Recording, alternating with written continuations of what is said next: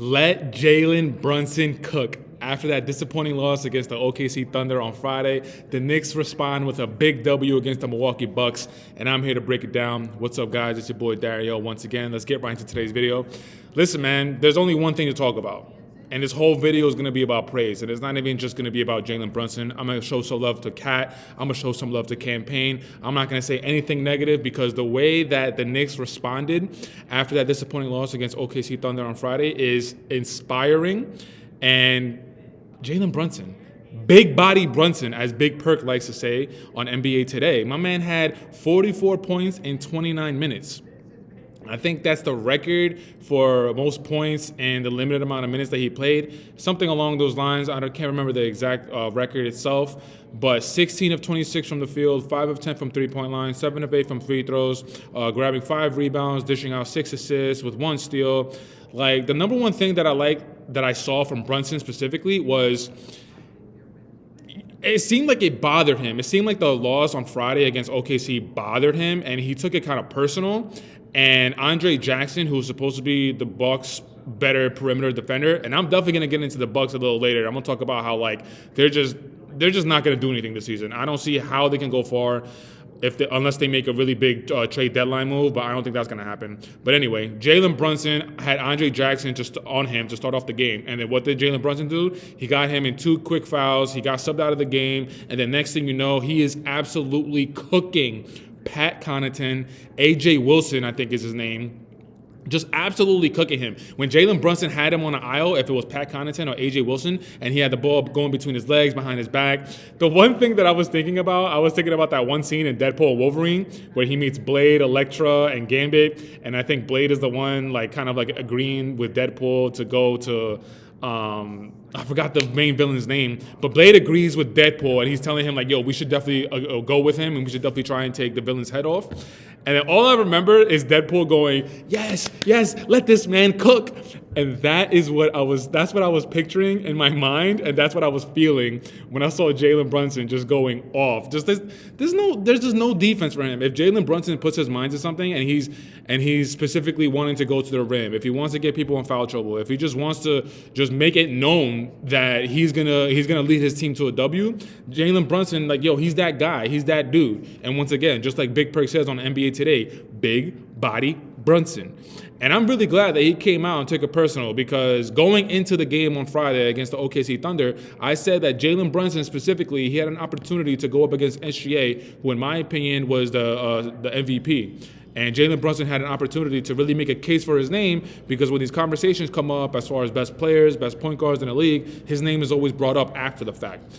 But OKC Thunder, they absolutely had different plans. But reverting back to tonight's game, Brunson just a masterclass, chef's kiss, showing us and giving us another example, another reason as to why he is the best player on the floor. But low-key, I got to show love to Cat, because Cat had a nice and stellar game. It's going to get overshadowed by how good Jalen Brunson played in today's game, but Cat had a 30-piece in 36 minutes, 10 of 16 from the floor, 2 of 5 from three-point line, converting 8 of his 9 free throw attempts, grabbing 18 rebounds, 4 assists, 1 steal. So he had a 30 and 18. Cat is just slowly and surely, and quietly, Cat is having such a stellar season, and he's proving to everybody why he is one of the better big men in the league. He's changing the narrative around his name, about his softness, to me personally, I still have some questions regarding his basketball IQ and the way he gets his points, and I think it's fairly easy to guard Cat, but neither here nor there. I said I was not going to get negative on this video, but I want to show love to Cat, man, because like I just said, Jalen Brunson's game is definitely going to overshadow Cat's game, but a 30 and 18 game going up against Giannis, going up against Dame, you gotta show love. You gotta show love. Cameron Payne off the bench, having 18 points, 6 of 10 from the field, 4 of 7 from three-point line, converting both of his free throw attempts, grabbing 2 rebounds, dishing out 2 assists in the 14 minutes he played. Cam Payne, salute to you. I'm not going to say anything negative. I'm not going to shade you in any way. You had a really good game. Definitely, we need that from you, and not just you. We need more bench productivity, because if the bench is going to come up big, specifically in the playoffs, that could really, really change things for the New York Knicks. But campaign, salute to you, and really glad that you played well in today's game. I mean, as far as like the other players in the starting five, OG Anunoby, he's been low-key having a rough stretch within the last maybe like week.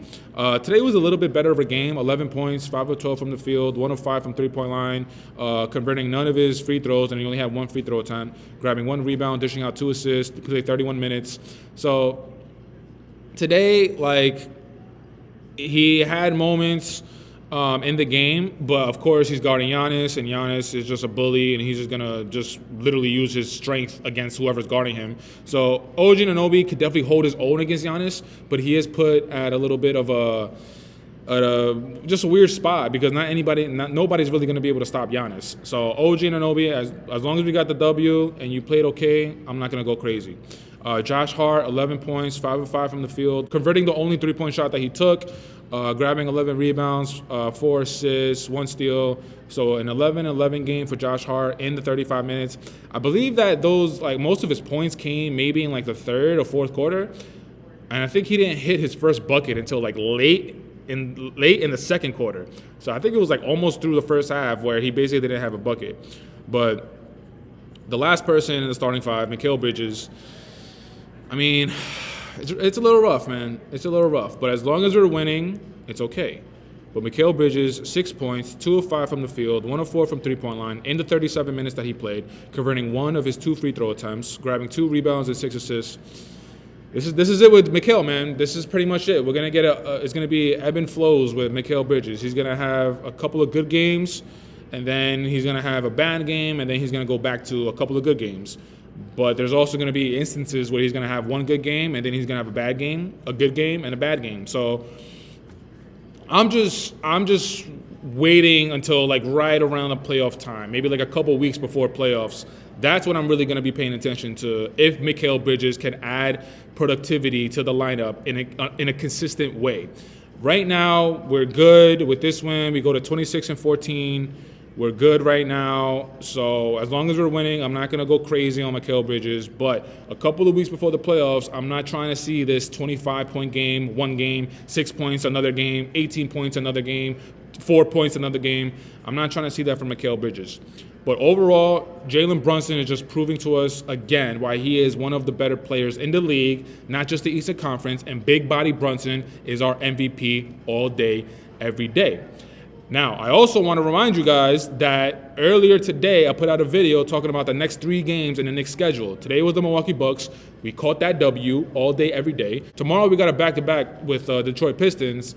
And out of the next 3 games, Detroit is the one game where I had a really hard time trying to like really pick if we're going to win or we're going to lose, because Detroit is a lot better of a team than they were last year. Last year, they only had 14 wins, and I think Detroit, they already have 20. So Bernie Bickerstaff or JB Bickerstaff, one of those two. I always get them confused. But they're doing a really good job. Salute to you, and salute to the Detroit Pistons organization for really turning things around. But earlier today, I put out the video, and I said that we were going to get a W today, and so far, I'm right. So I'm 1-0 so far. We'll see what happens tomorrow with the Detroit Pistons. Hopefully, Chris and I, or one of us, will be able to hop on a post game. But before I wrap up the video, I just want to give my 2 cents on the Milwaukee Bucks. The only thing I took away from the Milwaukee Bucks is they are not doing anything this year. They are absolutely atrocious around the perimeter. They have no perimeter defenders. Chris Middleton is still coming back from his 2 ankle surgeries, but he's not really looked at as a perimeter defender. Giannis is not really looked at as a perimeter defender. If anything, he's looked at as like a help side defender.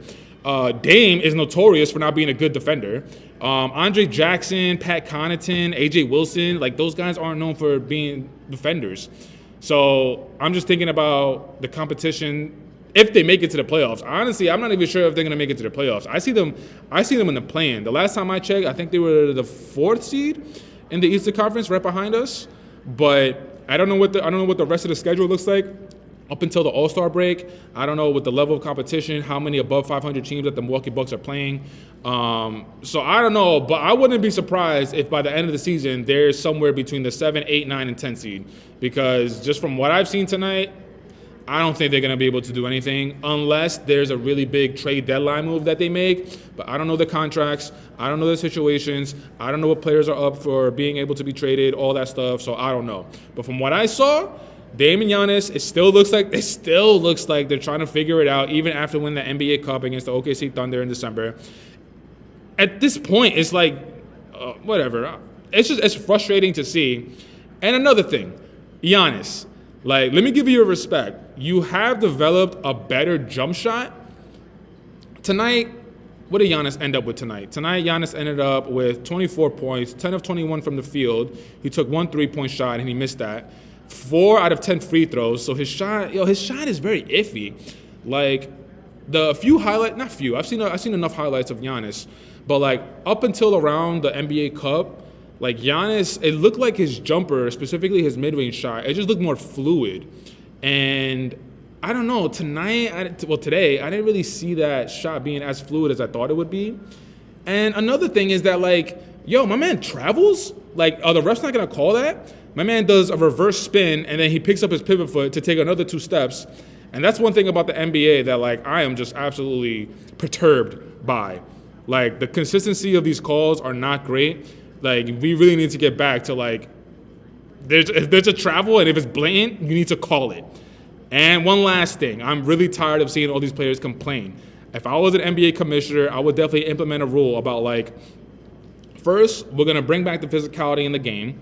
And second, if any players cry over calls not being called, they're going to get, not even an automatic technical foul, but I don't know. It's just something that I don't like. Every time a player misses a layup, or every time a player, just misses a shot, they're always looking at the refs with, like, their arms in the air. It's like, how can you not call that? Like, I'm getting really tired of it. Like, I think the number one thing that Adam Silver needs to do, he needs to have a meeting with the refs and say, like, we're going to bring physicality back in the game. We're only going to call a foul if it's, like, 1980s, 90s Detroit Pistons bad boys fouls, like Bill Laimbeer clotheslining, who was that, Horace Grant, or somebody from the Knicks. I'm getting my players mixed up right now.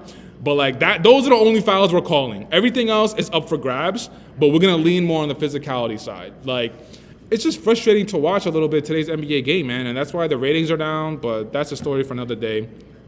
But, guys, that's it for today's video. Let me know what you guys thought about Jalen Brunson's effort tonight.